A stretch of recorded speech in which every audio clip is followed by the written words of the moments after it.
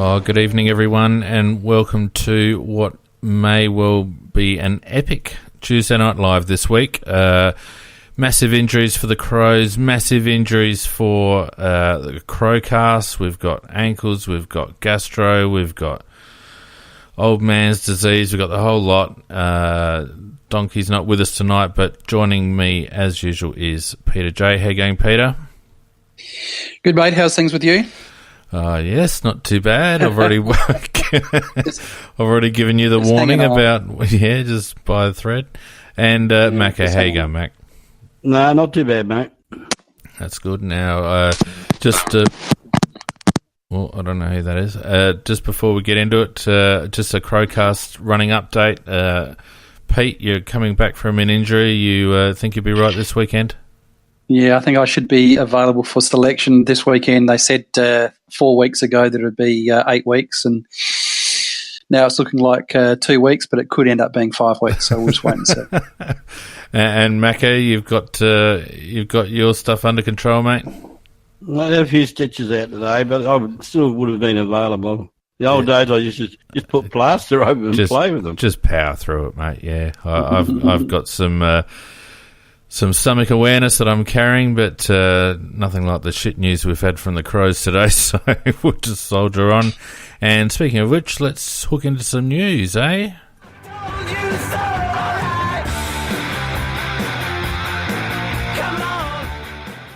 Oh, where to start, Peter? Where to start?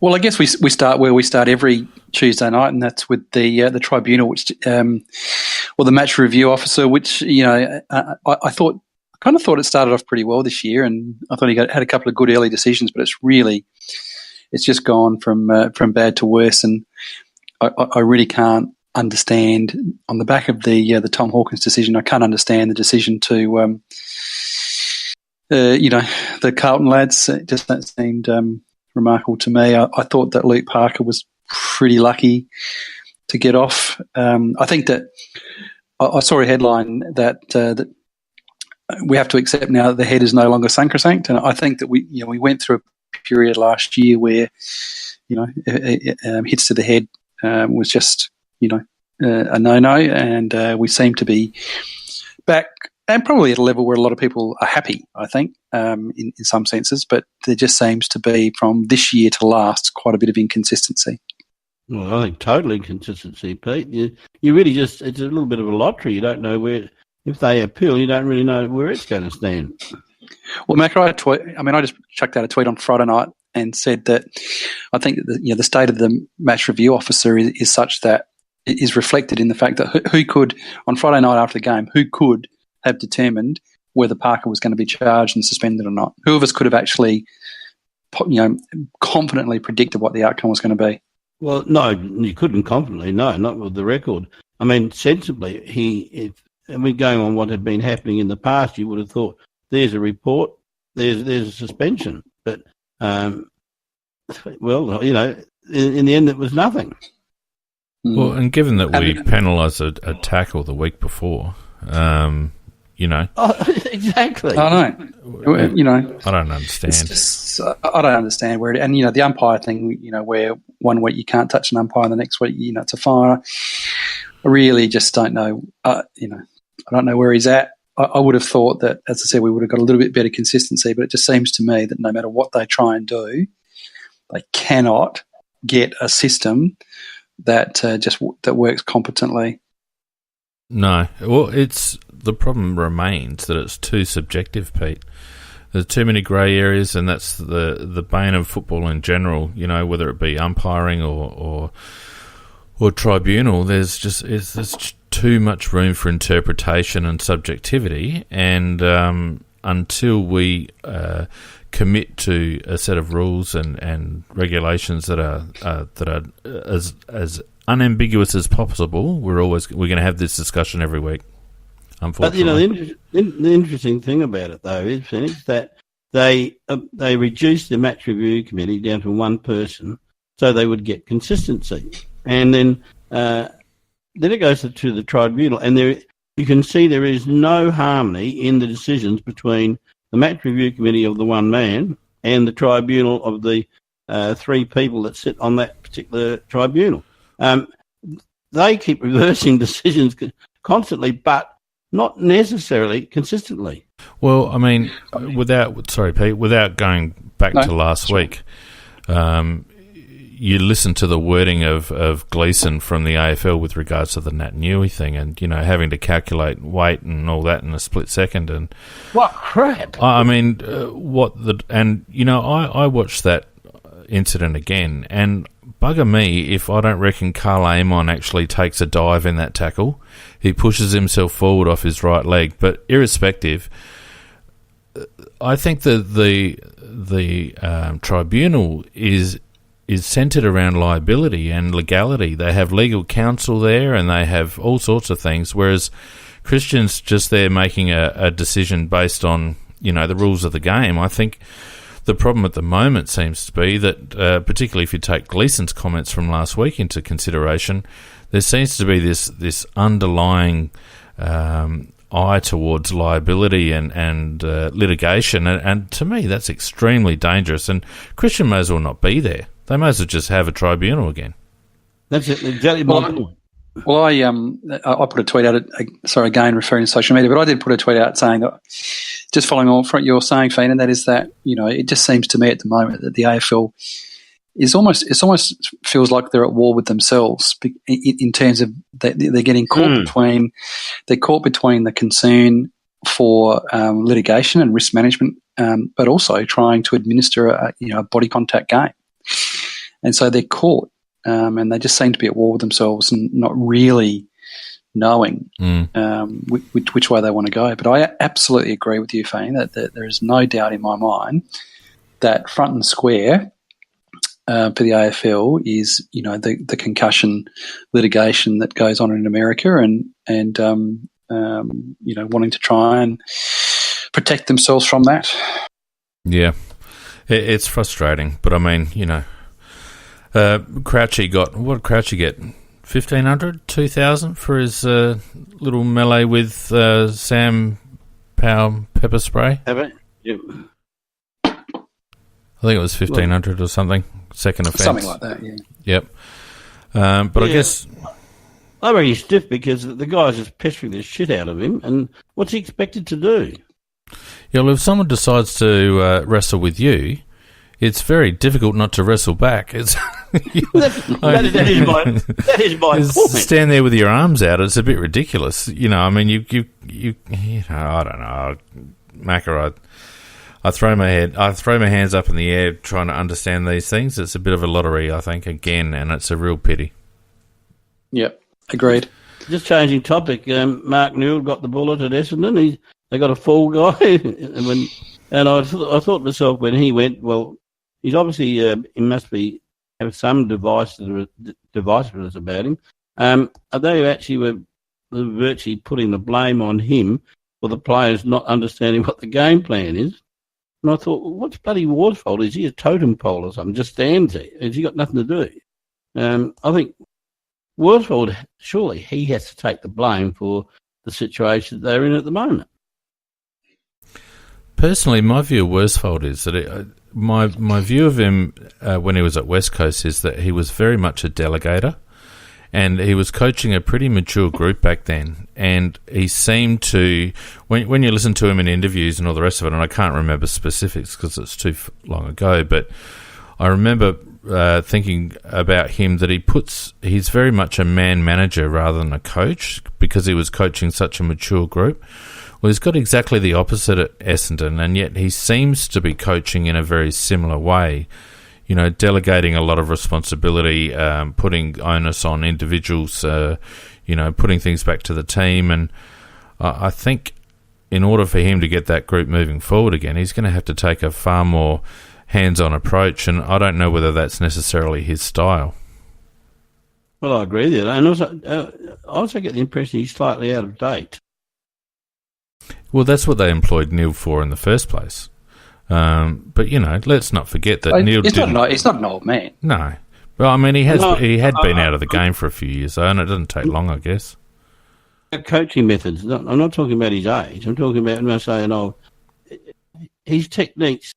I mean, they've really got one gear, and which is flat out. And when they get beaten when they're going flat out, well, then there's nothing else. Yeah, I think that they've got some personnel issues as well, and like they've there's this. I think that they're similar to Port Adelaide in that I think for whatever reason, and I'm not sure why it is, but the media seem to think that trade week is about the numbers and not about the quality. It's all about the quantity, and provided you trade in 4 or 5 players to your club, then the media think that that you're going to win a flag. There doesn't seem to be any real and proper analysis of the players that have been trading in, their background, their history, what they bring, all of those kinds of things. And I think that the expectations on Essendon were far too high, given their playing list. Although they're coming back from the suspensions as well. They were in the 8 last year, though, Pete. Pardon? They were in the 8 last year. Essendon, were they? Yeah. Oh, they got smashed though, didn't they? They got absolutely poleaxed. They weren't. I mean, they were nowhere. I mean, fair enough, they got in the 8, but they weren't anywhere near it. And but you would expect them to improve somewhat.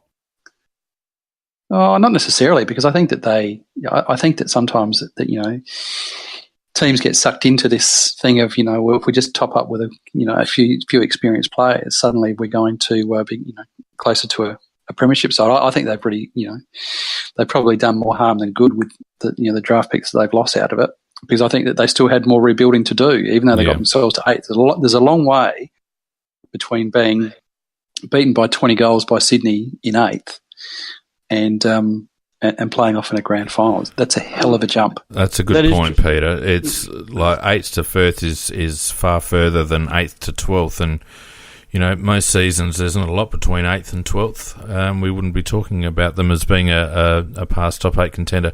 Look, I just think that you're dead set right. They don't have a huge amount of quality in their squad, and they added Stringer and a couple of others, but really, I think the expectations were probably a bit high.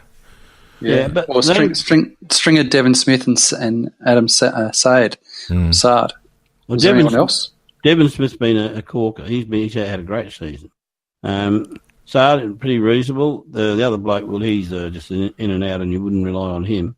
But the verbiage that was coming from the hierarchy of Essendon was more about the fact the reason that Newell went was because of the players not understanding the game plan. It was about game plan. Well, and wasn't that the knock on him at Melbourne as well, that it was too complex and hard, difficult to execute, and not easy to be consistent on? So, the guy's got form. Look, that's Essendon. We're up to 13 and a half minutes, and we haven't talked about the big bloody issues. Our bloody injury list. What the hell? Yeah, we should crack into that, because now, am I right in thinking, Fiend, that you had some discussions with the club, and are you able to give the listeners an idea of that conversation at this stage? Yeah, look, we did actually. We Elite Crow from Big Footy asked me to pose a couple of questions to the club, and I thought, why not? We've got a good relationship with the club, and so I posted a couple of questions to them via email, and they were good enough to give us a buzz back. And actually, I had about a 15-minute conversation with them. So, I mean, kudos to the club for getting onto the front foot, and they obviously understand that we have a niche with the supporter base. So they did give us a bit of information.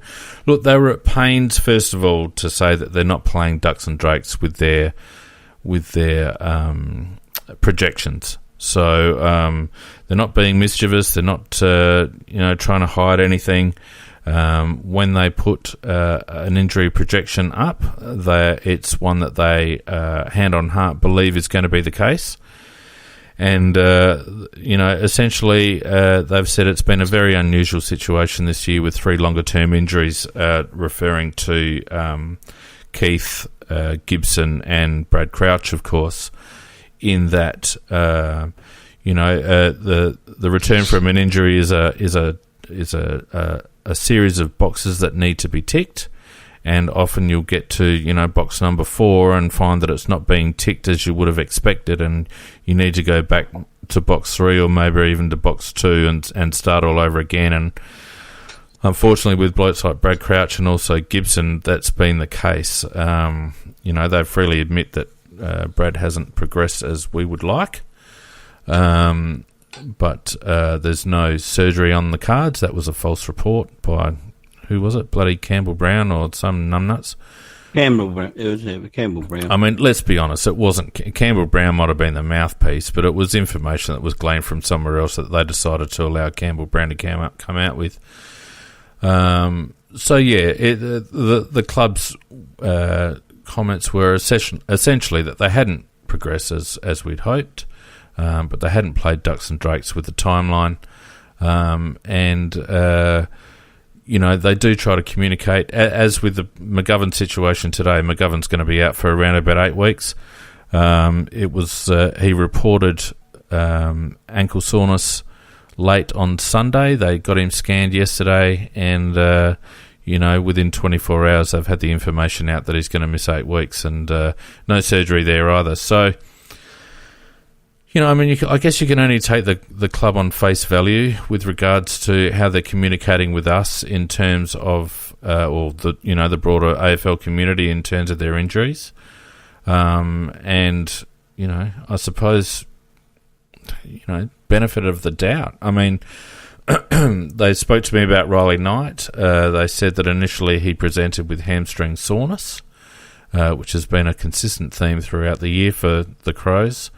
And when they got him scanned, it was revealed that there was absolutely no hamstring damage whatsoever, and yet they still kept him out as a preventative measure. So he'll be back this week, as will Gibson and Keith, most likely. Up to 5 blokes coming back this week, so you'd think probably Hampton will be back as well. Look, it was a very frank and honest conversation, and admittedly I wasn't talking to Brett Burton, I was talking to the communications manager down there. But you can only take them on face value, I guess. I think it's very good that they did actually ring you and give you that information. I think in all honesty, what they said they've done may well have been their intentions, but it often hasn't turned out to be that, has it? They've given information, and the ultimate one was when the coach was talking about this soreness behind the back of the leg, and they were trying to avoid the word hamstring at all costs. Yeah, but don't forget that he got asked that question before Miller had been scanned or anything. No, I accept that, but. Blokes in a press conference are asking questions about injuries, and the bodies haven't calmed down, swelling hasn't subsided, and they haven't had a chance to get scanned. So, I accept that. But the point is that one followed other situations where they had avoided, in my opinion, anyhow. I'm trying to say the word hamstring. Yeah, the only question I've got with regards to Miller is why he wasn't iced. It seemed extraordinary to me, even if he was just, reporting, tendonitis, or he had a history of tendonitis in that region. Why, as a precaution, they wouldn't just stick ice on him? It's like the first thing you do, isn't it? Yes, I totally agree. PJ Crow saying Miller isn't a hamstring technically. It actually is. It did turn out to be a hamstring. They thought it was tendonitis related, but from what I can gather, it was a string. Look, and the club is saying it's getting to the point now where there's misinformation coming out. As I mentioned earlier, Campbell Brown coming out on Talking Footy and saying that Crouch was out for the season. It was even reported on the AFL.com website that Crouch was being sent into surgery. Now, when you get that level of misinformation, someone made a good point on Big Footy. I guess it's a double-edged sword, because the Crows over the last couple of years have been quite guarded with regards to their communication with the media. So you can't stop the media train from rolling on, and the media are going to want answers. And if you're only giving them little tidbits, they're going to read between the lines, or they're going to rely on third-party information. So I think Brett Burton's been on the radio today. They had Tex and Eddie on the radio this week. They're even ringing me as a runner of a podcast. So clearly they've decided that they need to get more on the front foot in terms of their messaging. And hopefully, as a consequence of that, we might get a little bit more clarity with regards to injuries. But that said, as I said, they're not playing ducks and drakes according to them. It's just that these particular injuries are taking longer than expected. Well, it is good that they're on the front foot, and we certainly thank the Ryan down there and the rest of the people down there at Adelaide Football Club that helped you out there, Fino. It is good that they at least made that effort, and even if it was primarily the company line, it's great that they're at least engaging and as you say, trying to get on the front foot. So that's all good stuff. It's sorry. We did put one other question to them. There was some talk on one or two of the threads about some changing or some structural changes within the fitness department at Adelaide that was resulting in the physios and the sports scientists having far more say with regards to injury management than the doctors, and that the medicos perhaps had been not pushed aside, but maybe the chain of command may have been altered somewhat, and the club were again emphatic in stating to me that there had been no realignment, restructure, adjustment, procedural changes, anything like that. That it was situation normal. So I guess from that point of view, for those people that may have heard a little bit of scuttlebutt or read some stuff on Big Footy or Facebook or whatever, again, according to the club, it wasn't an email, it was a phone call. So basically telling me to my face, according to the club, there's been none of that either. Yeah, all I can say is we've had an abnormal amount of hamstrings. You're always going to get some hamstrings. That point is accepted. But the club has done something differently this year to what it's normally done. Be that with whose blessing, I don't know. And that's not really the point as far as I'm concerned. The club has done something differently this year, which has had this result. And they've virtually acknowledged that because they've gone back and analysed what they've done. They said they've changed it. So there must have been something done. Well, they did buy into a new program now. Shit, what's the name of that guy that came in? Saunders. Yep. Yeah. I think that's the one. Saunders. My understanding is that and this wasn't part of my conversation today, so this is just my understanding from other sources and whatnot. My understanding is that they did undertake a revised program, and it did involve some equipment, and I'm not sure whether that equipment is still being used. But that again, that's not from the club. That's just what I've heard. So I think you're right, Macca. I think we did take a revised approach, and I think it was, undertaken as a result of trying to overcome the shorter pre-season. But I think it's backfired. You can't have. Not only have we had 8 hamstrings, but we've got Tex with glute, we've got Jacobs with lower back. We've got some other stuff that all relates to that area of the body. I've had injuries before where the doctors have said it was either going to be your back or your hammies, and it just turned out to be your back. So it's all tightness through that area. So you have to put that down to their program. You have to. Well, that's why I see it exactly.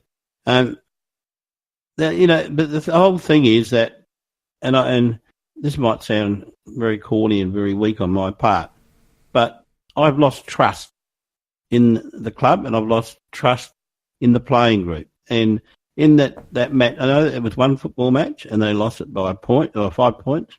But this team is capable of just disappearing, and I've lost trust in them. Well, let's move on to the showdown, shall we? Yes, let's. Let's. Now, I was in Brisbane on the weekend and I saw the first half on my little phone, and then I went out to tea and I checked into the scores at around about 3/4 time and was like, what the hell? And then I had the misfortune of ducking outside for a chuff with a couple of minutes to go and watch the disaster of the last couple of minutes, the last 40 seconds. Couldn't believe it. So, but even in the first half, to me, we didn't look like we were playing well, and if Port didn't burn the ball as much as they did in the first half, we probably would have been struggling already, in my view. I think that's a good point. I didn't go to the game. I've never ever been to a Port home showdown, and I never ever will. But looking at the statistics, if you look at if you go down through the individual players, the amount of ball, the amount of Port players with over 20 possessions was significantly greater than us. They had a lot more of the ball, and really it was they wasted a lot of opportunities in the first half, and I certainly didn't feel comfortable at all at halftime with where the state of the game was, and even when you think the third quarter, we'd actually pushed out to a 27-point lead in that third quarter. We'd played some good football and good ball movement, but there was just a sense that Port, when they just needed to, they could always find a goal. And I always think that it's a test of where the game kind of sits is how easy a side can just get a goal when they need it, and they just seem to be able to do that and just to be able to hang out, one out, one back in racing terms or trotting terms, and then eventually the heavens opened towards the end of the third quarter, and I thought strategically they cooked us. Defence I thought was playing pretty well, and they emptied out. I mean, I've seen a lot of criticism of Charlie Dixon and Watts and these kind of players. Well, the reality is that strategically they emptied out and took Talia and Otten with them, and what you had towards the end of the third quarter was a very open and empty forward line with Gray just operating by himself. And he got a decent run from the umpires, but the reality is that they were getting the ball in there, and he was first to the ball. So you can sort of spit chips all you like about umpiring, and yes, it was uneven, but we were getting smashed out of the middle, and I just didn't feel that we did enough to combat the fact that they'd emptied out that forward line and left an absolute ton of space for Wingard and Gray to operate in, and Gray's a play. You leave him one out like that, and it's just curtains. And even when that emptying out meant that they were just getting the ball, they were getting smooth transition into the forward line, and some of the goals came from sort of congestion once they were there. It still meant that they were getting it deep into their forward line, and there was no and being able to lock it in and play some territory down there. But without that, if you want to refer to players like Talia and Otten as first responders, we just looked a little bit light down there and a little bit thin, and and we just didn't have any kind of answer to that. And of course, we didn't have any answer to the stoppage situation, which got completely out of control. That's my whole point. Everything you said is true, but if you look at where we were with 20 minutes gone in the third quarter, and you're right, Port had a lot of the ball, but Port always burned the ball a lot as well. Their disposal efficiency is renowned as being one of the worst in the league, and that's one of the reasons why the game kept, even though they had more of the ball than us, we kept in front. And all things being equal, that's the way the game would have gone on and finished. They made a big, very good coaching move, as you just accurately described, Pete, which was a turning point in the game. But that is why I'm so angry, because there was no response from us. It was as if we weren't on, pardon my language, as if we weren't on the fucking oval. It was just like a training drill from there on in for that 10 minutes. And we looked absolutely stupid and inept and incapable. And as I said, I've got no faith in them anymore. Well, I wrote up some stats a week or maybe two ago when we were talking about pressure and how we fold in big games, and I described the Richmond game, and I put up some stats about how we were negative in clearances and disposals and contested ball. Well, here we are again. We were, minus 75 in disposals. We were minus 25 in tackles, despite chasing tail for quite a bit of it. We were minus 7 in clearances. We were even with inside 50s, and yet our inside 50 conversion was horrible. Our contested possession numbers, we were minus 20 in contested possession. We were minus 51 in effective disposals. So the thing is, even though our disposal efficiency was better than theirs marginally, they had 50 more disposals overall. 20 more contested and 50 more, more than 50. What's that? That's 55 more uncontested possessions. So, and our clearance numbers again worry me, because around the ground, Source is becoming increasingly ineffective at stoppage clearances. And there's been a bit of a trend happening that I've been tracking, where our centre clearances, we're tending to break even though not necessarily on the back of Source's good work. But in the stoppage clearances, where the ruck work is a little bit more, I think it's a little bit more important, we continue to get towed. And we got towed again, 30 to 23 in terms of stoppage clearances. There's some endemic problems. Like, as you say, Macca, it's difficult to trust them, because as soon as that intensity drops off just a smidgen, we get towed up. Yep. And there's no reason why the Showdown shouldn't have been a high-intensity game for both teams. And I felt like, I just couldn't help thinking back to the point that I made last week when we were talking about this game, and we said, all things being equal, we should win this game. And but there is, in the back of your mind with this playing group, and I am absolutely with you, Macca, and Fiona and I have been on this train for a long time. You cannot trust them. They're not a trustworthy playing group. And as I said last week, there's always the capacity to unpack, a game or a quarter like they did against Collingwood, or we could go back to a string of games. And there's always the capacity to pull out that kind of performance where teams just score heavily. And there is no way of getting ourselves back into it. It's just ridiculous. Yeah, it is ridiculous, because and I have to say, I'm the same with you, Macca. I have to say that, setting aside major round games, and I've been on this side since inception, right? And there is no doubt in my mind that this is the angriest I have ever been at a performance, any minor round game that I've ever seen for the Crows. I'm with you. Ever. I'm with you. I'll take out major. I reckon I'll probably be angrier than I was even in the grand final last year, but I'll take out major round games because, the importance. But I can't remember being as just absolutely filthy at the way that game played out, and the complete loss of trust and faith in this football side. Now, the season's not over, but there's work to do. Bad. They were my exact words, Mrs. Macca, when the final siren went. I said, "That's fucking it. You can never trust this team again." No, you can't. Never. Well, here's a damning little statistic for you. Port Adelaide had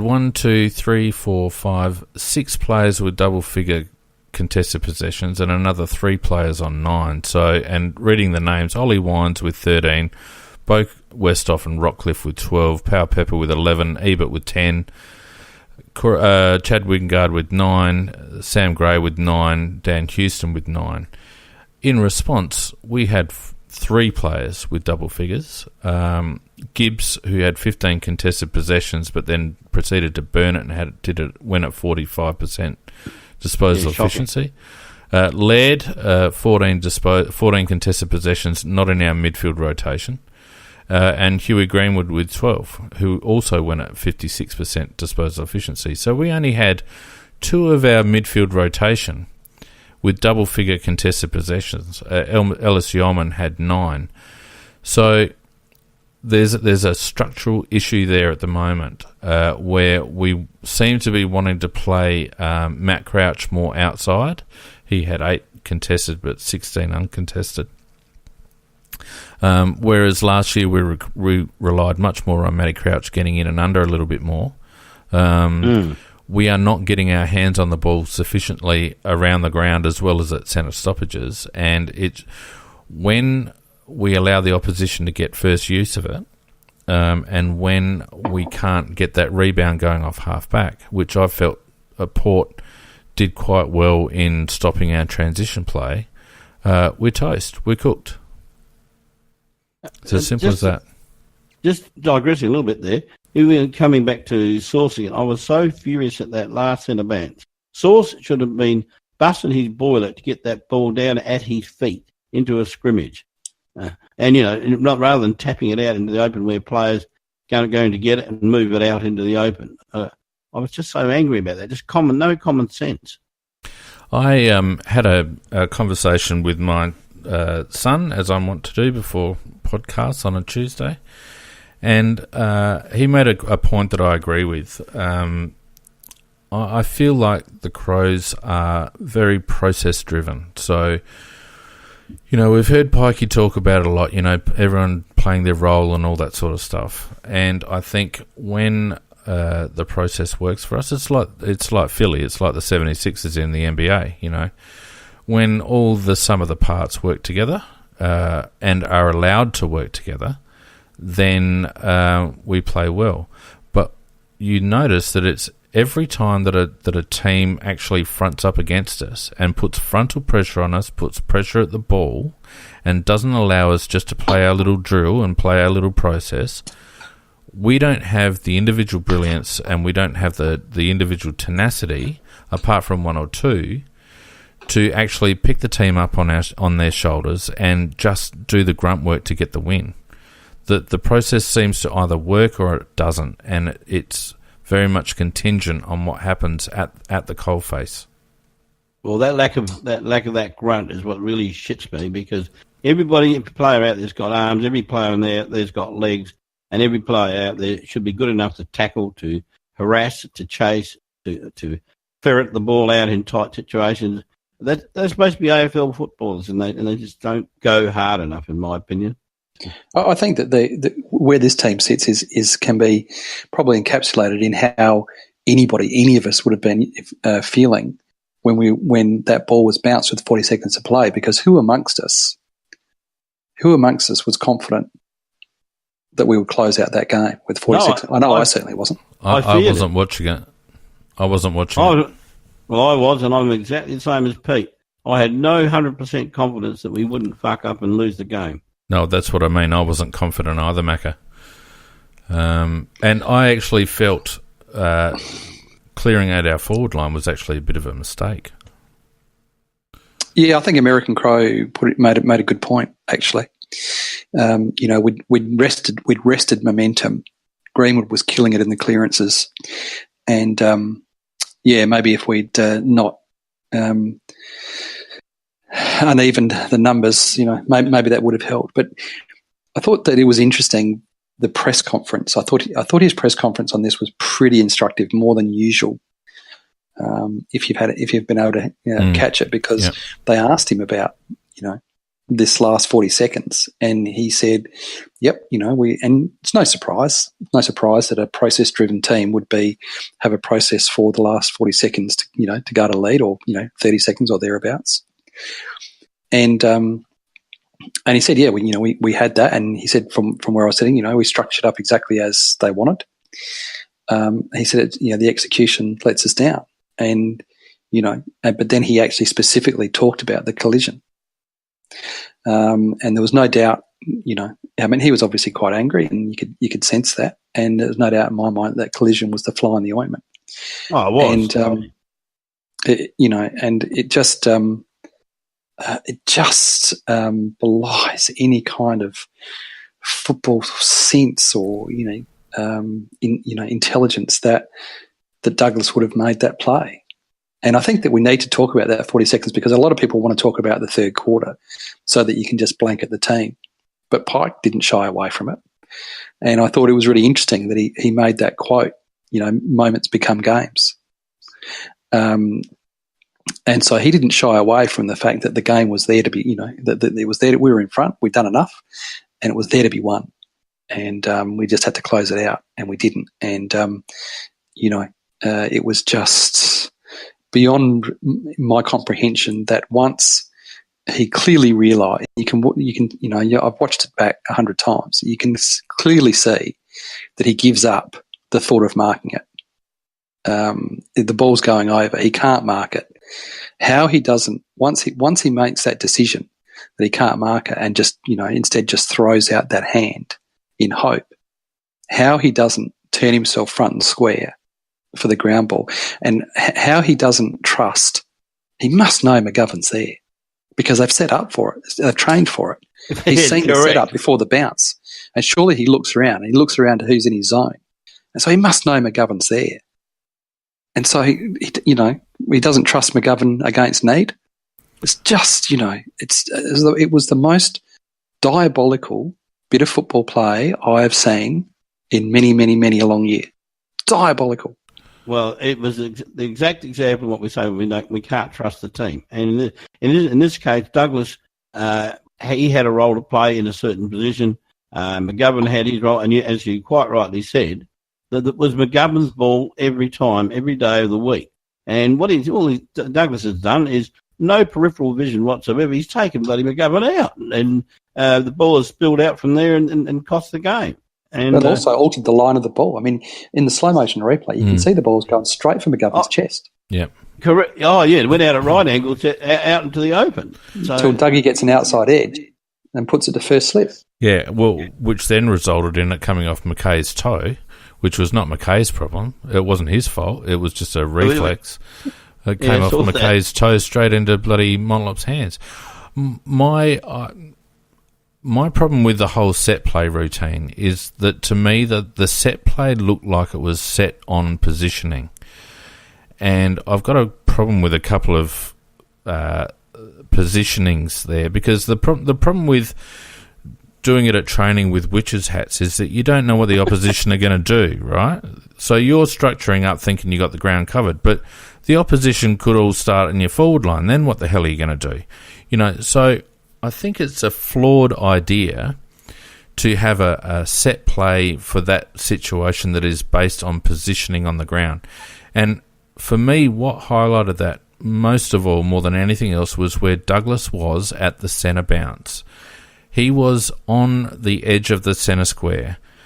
Now, there was 20 metres between Dougie and the next player in the Port forward line. And there was all Douglas did, the way Port went very deep, and all Douglas did by putting himself in that position was to put himself in no man's land. The ball was always going to go over his head. So the question I was asking myself is, what's he there for? He didn't have a man next to him. He was guarding space, but that space was only there to take the dribble kick out of the centre clearance. Now, as soon as that didn't go our way, his role needed to change. And as you say, Pete, he needed to be turning around and facing the oncoming forwards and being front and square. So I have an issue with where Douglas was, and we can talk about Atkins in a minute, but I think that Douglas was started by where he was actually placed rather than, before he even made that silly decision to stick a finger out. Because had he been positioned better, in my view, probably on the 50-metre arc or even a little bit further back, had he been positioned better, then that wouldn't have happened. And he would have been clogging space. Where he was doing nothing. He was in the middle of nowhere. Yep. It's hard to argue with it because the results prove it. Yeah, I mean, there were a couple of other things. We had Eddie and Gallucci on the wings. They didn't run in to crowd the contest. They both ambled in. The only thing about those two, they were correctly positioned because technically and we can't have a go at Greenwood because he had players hanging off him in all directions. But technically, that's where we had to get the ball out to, the wings. We didn't have to get the ball out anywhere, Macca. No, I'm saying preferably, I told you, I would. If Jake had been good enough, he should have got the ball down to the ground and caused a scrimmage. Yep. But if once it's gone to any one of our players, they should not have gone forward because that's where all the opposition were. It should have been out to the wings where we had positioned players to at least got a contest and waste time. And that is, if we were going to take possession of the ball and move it on, what we should have done. Unfortunately for Greenwood, he had about 10 players hanging off him, and there was no way he could turn his body in that direction. Yeah, but the thing of it is, though, you're having two bob each way by setting up like that because we cleared out our forward line. So by clearing out your forward line, the first thing you're indicating is that you've got no desire to score again, right? There was no desire to score again. That is correct. So having already made that decision, all right, we're just gonna hold it up for 40 seconds. What's the next thing you do? Chuck 100,000 players around the ball. So obviously it's a centre stoppage, so you can't just have players around the ball. So what do you do with your wings? You start them as close to the centre as possible, and you make them bolt into the contest, first and foremost. You've already got spares behind the ball, so if Port's wings run down, as Motlop did, there should have been cover for those. But Eddie didn't have a guy on him. Gallucci had Motlop on him. But at least one of those two, Eddie in particular, because he was free, he just needed to beeline to that contest and shut it down. You shut it down, the game's over. I would have even taken a holding the ball at that stage. Exactly. Yeah, because exactly. You lose 10 seconds and he's got to go back over the mark and you reset. Correct. That's absolutely correct. But anyway, I'm sure, Fiend, you want to have a quick. I'm just looking at the clock. Yeah. I'm sure you want to, because we've got to talk about it next week. I'm sure you want to have a quick word about Rat. Well, I mean, he was the third, probably. Part of the thing that fell over, in my view. I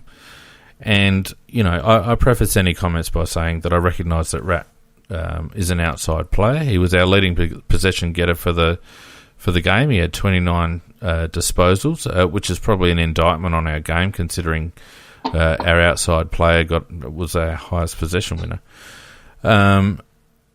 So he wasn't the bloke that you wanted to be there. But what was clear to me is that he didn't want to be there either.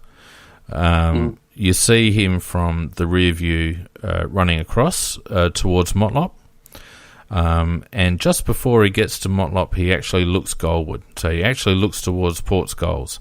Now, to me, that indicates that he was looking for the cavalry. He was looking for someone else to come up. He was hoping that someone else was going to come up. But the sad thing about that is the only thing that he should have been focused on at that moment was Motlop's hips. And he wasn't even looking at Motlop. The second thing is, as he was doing that, if you look from the side angle, he actually runs off his line. So initially he is running towards in a line that would have intercepted Motlop as the two converged. But the split second that he looks away from Motlop, he also moves, he changes his line slightly and travels at an angle that is goalward. So he's actually running slightly away from Motlop at that time. Now, you and I both know that if your momentum's carrying you away, even at a slight angle, there's no chance that you're gonna be able to cover a bloke if he steps inside you. The only thing that Atkins had to do was beeline Motlop, watch his hips, and make it as difficult for Motlop to kick on the line that he was running. As soon as he got past him, as soon as he stepped inside, it was game over. It was all up to Motlop's accuracy at that point. And to me, it was a massive, massive, massive squib from Rory Atkins, and I'll fight anyone to the death that tells me different. He did not want to tackle. He did not want to put body on. He did not want to be that person. Well, all I can say, mate, is that how lucky would Port be that they would kick a sky ball and that it would land in between Douglas, Mackay, Atkins, Otten. I mean, how lucky would you be? Well, and the only bloke that could lay a tackle, McGovern, gets taken out. and McGovern gets taken out, and so those four make sure that McGovern can't mess with their incompetence by taking him out. And so really when you look back at the some of the still shots and you see the players that are in that zone, you realise that we never stood a chance. Yeah, it's true. What you said about the landing of the ball was quite right, and one of the commentators did make the comparison back to it being a similar type situation to that when Wingard did the great big massive off-break. Monfries, that was. Was it Monfries? Yeah, and it broke a bloody right angles and right. It was never going to be a goal. But that was in general play though, Mackie, and we had a set play going on, and I just felt structurally, irrespective of if that's what they trained, I didn't think it was right. I didn't think it accounted for where Port set up. It was the most appalling 20 seconds I've seen as a Crow supporter. That's all I can say. It was sickening.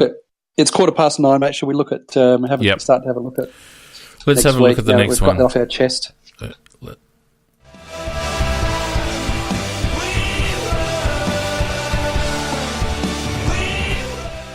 All right, who are we playing? God damn it. Bulldogs. The Bulldogs. Ah, well, that's a loss. Well, this becomes an incredible must-win game.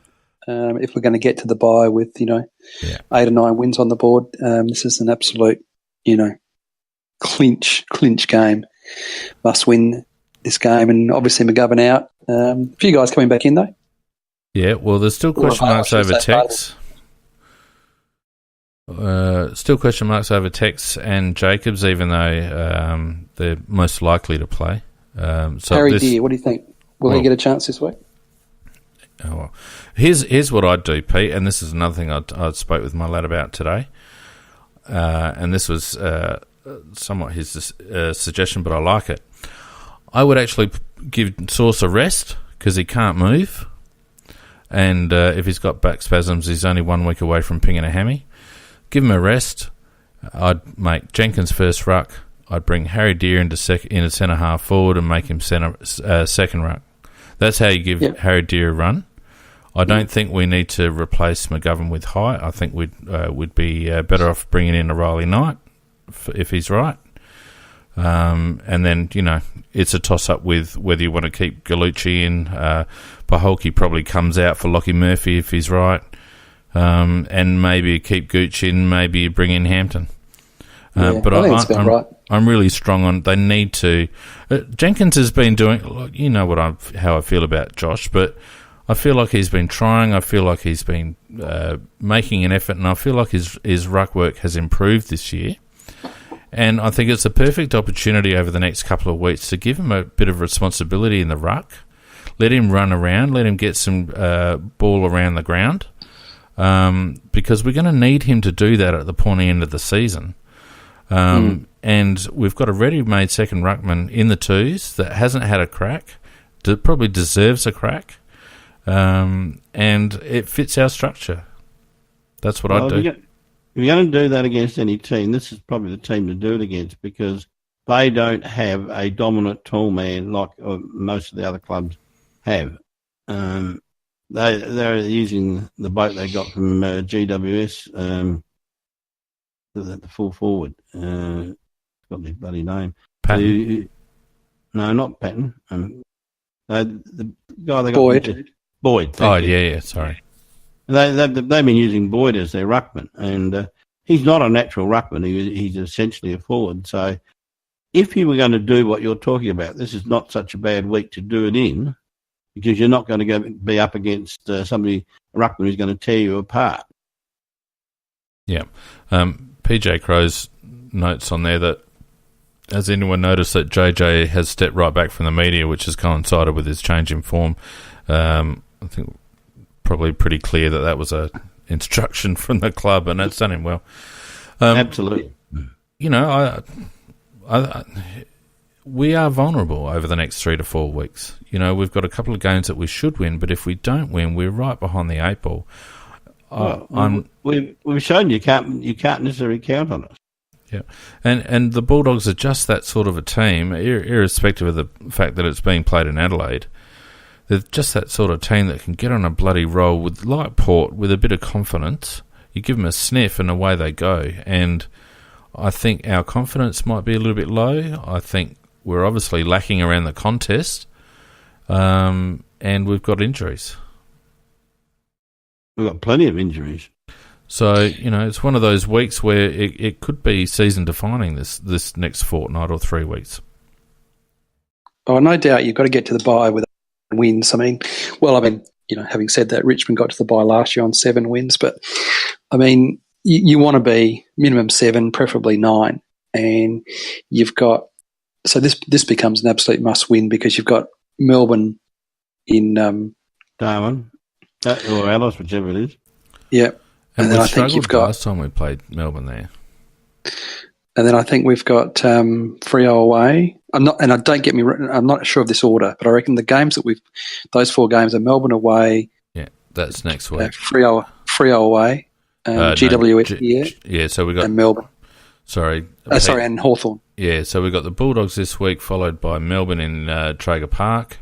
Then we've got GWS at home. Yeah. And then we've got Freo over Freo there, away. And then Hawthorn at the G. It gets us to the bye. Yeah. What are we on? 5 wins. So we've got to win. We've got to win 3 out of those. Yep. Out of the next. What is it? 5. Yeah. So we've got to win 3 out of the next 5.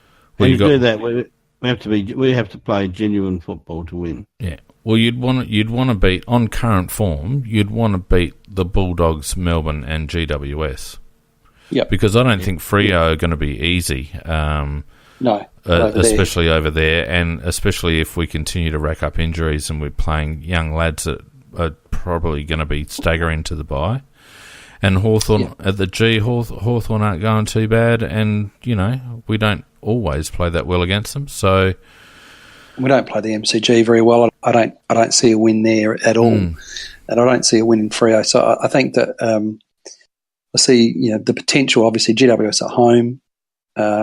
Western Bulldogs at home and Melbourne in Alice Springs, I think, are the 3 games that we really need to target. And I think that as the season pans out, the 2 games against Melbourne and the Showdown, the next Showdown, those 3 games I think are just pivotal to the season. I really do. Yeah, I agree. So they're games that we really do have to win if we're going to try and sneak in. Because I think really now it's about trying to sneak into 4th. I think that's where we're at, and that's okay. I was chatting to PJ Crows earlier tonight, and it just seems to me that the whole have to be top 2, that thing that held firm for so long seems to have sort of fallen away a bit, and I think it's the insertion of the bye, and we really now seem to have 2 separate seasons, and I made the analogy that I think it's now, really it's now just about getting your ticket. It's not about where your seat is. It's just about actually getting in and then having the week's break and regrouping and then having a crack at finals, because there seems to have a pattern over the last couple of years happens. It seems to be that teams that have not been, particularly well performed throughout the year have managed to focus and get themselves set to play a postseason. It just seems to be, I don't know. I'm not internally in clubland, so I don't know the ins and outs. But it just seems to me there just seems to be a shift in focus, and I just have a feeling that clubs are now more aware of setting yourself for that last month, because and I can only think that it's come from the bye.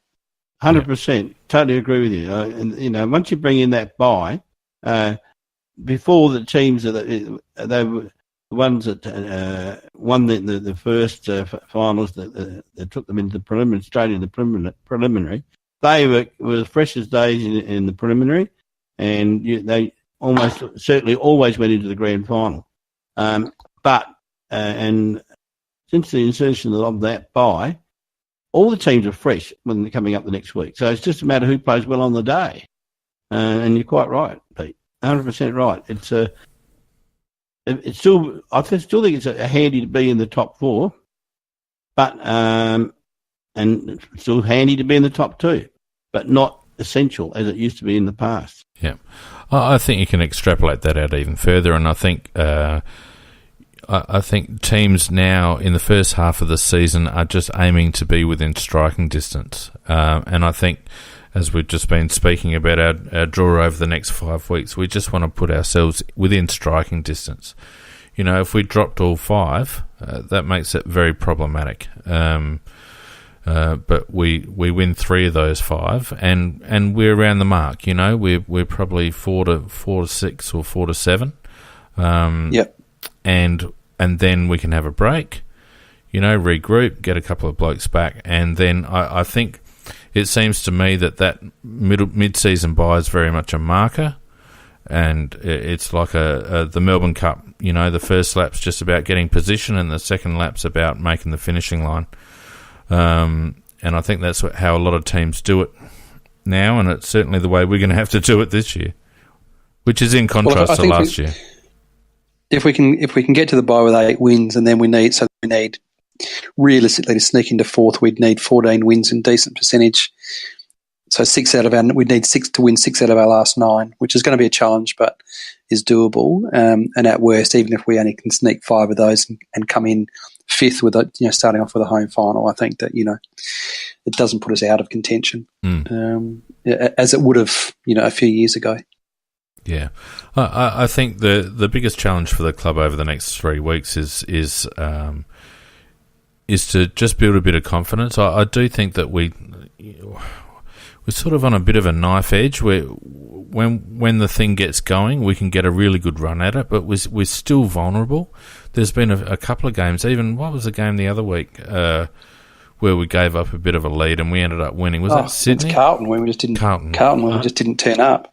Yeah, this is what we're talking about. In the second quarter. Yeah. Sorry, third quarter. It was the third quarter last week against Carlton. We are a very poor third quarter team. I said to Mrs. Mack at halftime, this next quarter is going to be the absolute important quarter of the game, because Port are the best three-quarter team in the competition, and we would be very close to the worst. Well, they haven't lost a third quarter all year, Port. Yep. Yeah. And isn't it? Actually, I meant to give you this to you. This is an interesting stat as well when you're talking about, how we perform in third quarters and second halves of Port Power's 22 showdown wins. We have been in front at half time in 9 of those 22 wins. So there's a good one for you. Yeah. Yeah. It seems to be a bit of a trait of Adelaide teams. It has been for a long time that we don't seem like we rarely demolish teams, and we always seem to be able to put in that little 15 or 20 minutes of absolute shit.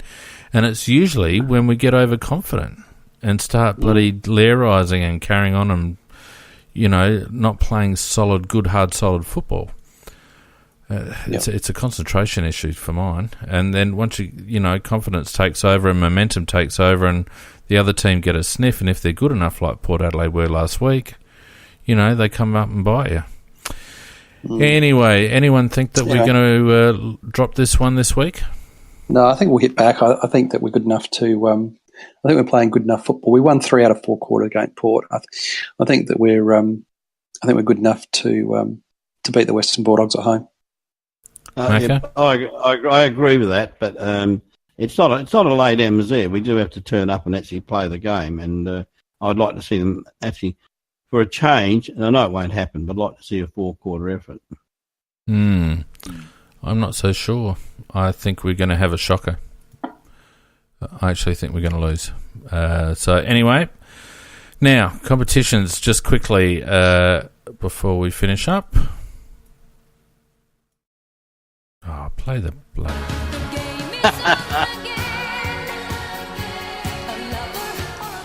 All right, no donkey, so this one will be really quick. Footy tipping was a bloody disaster for those that are in the...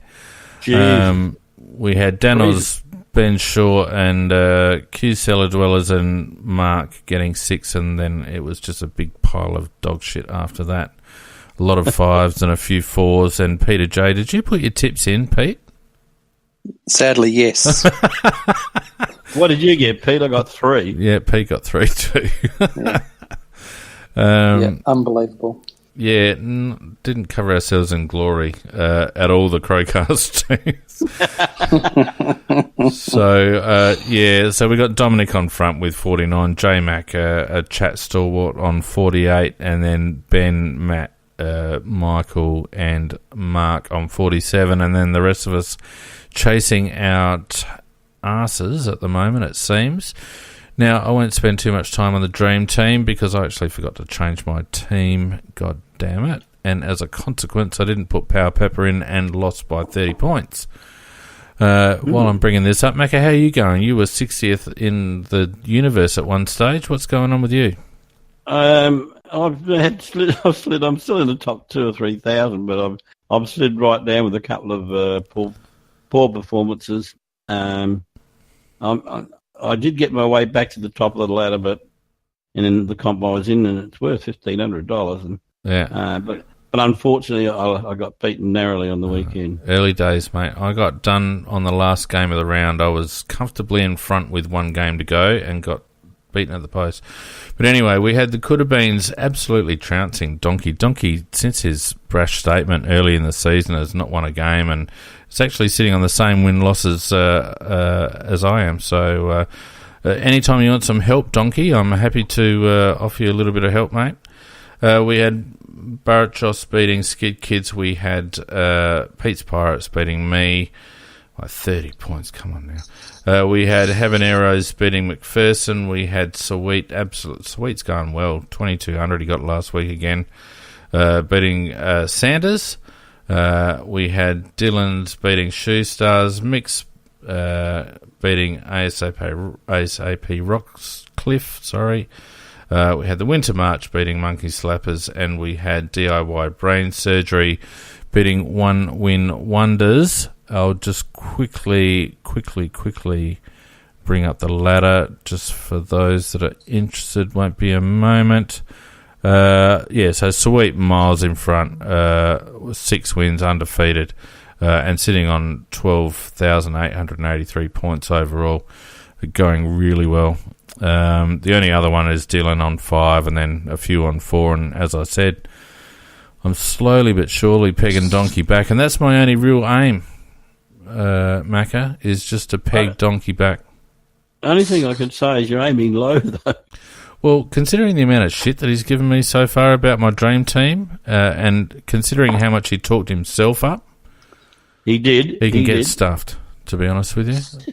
He's no good. All right, let's move on to Game of Crows.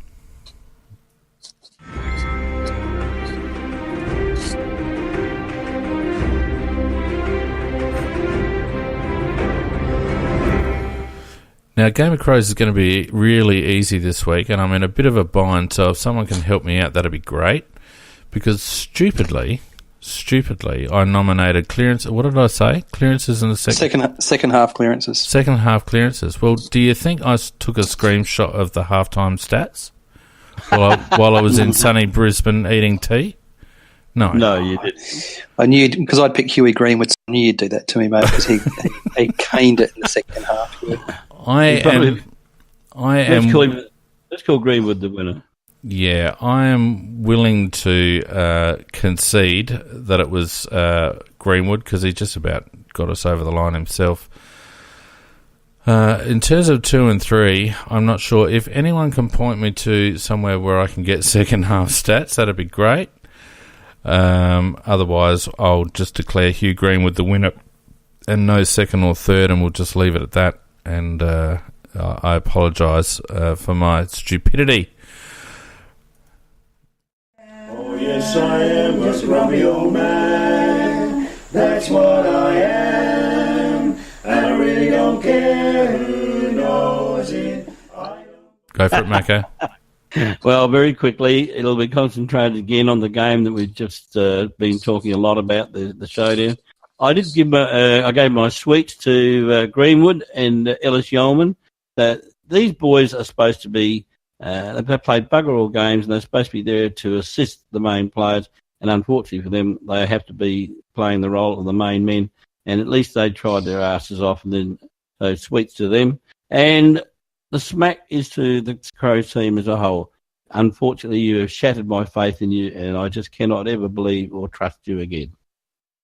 That's it. I'd like to just add a sweet to the Adelaide Crows. I mean, yes, they're on message, and yes, they're managing the message at the moment, but nonetheless, to pay us the courtesy of giving us a buzz today and being very open and transparent with me over the phone, and allow us to give you guys that are listening some information. we're very grateful for that. And they've been excellent for us, and hopefully over the next couple of weeks we'll be able to kick off some player interviews again. It's just it's a technology issue at the moment stopping that. But yeah, thanks very much to the Adelaide Footy Club for that today. Fair comment. Now, Vardy Magic points out, what the hell is the Game of Crows for this week? I was so embarrassed about stuffing it up last week that I didn't even think about it for this week. I'm just going to go for a very easy one. Score assists this week. Scores involvement, I should say. Score involvements. Yeah, we'll go Eddie Betts. Eddie Betts for me. Pete? Gee, that's a bit of a tricky one. We haven't really had a great leader in that regard this year, I don't think. I'm going to go for Tom Lynch. Tom Lynch. I'm going to go for Rory Laird. Score involvements. So don't forget, you can tweet us on... what am I talking about? Yeah, tweet us at AFL CrowCast, Facebook at AFL CrowCast. You can check the standings of Game and Crows on our website, aflcrowcast.com. Thanks very much, everyone, for listening in again. Thank you, Peter, for getting off your sick bed and helping us out. Always a pleasure, mate. Yeah, hopefully you're on the mend again really soon. Macca, same to you, likewise. Yep, Mark, we're in good shape. Now, we will be back, obviously, on Sunday for the weekend wrap. In the meantime, thanks, everyone, for listening and for your ongoing support, and we'll see you later. Cheers, boys. Good night, all.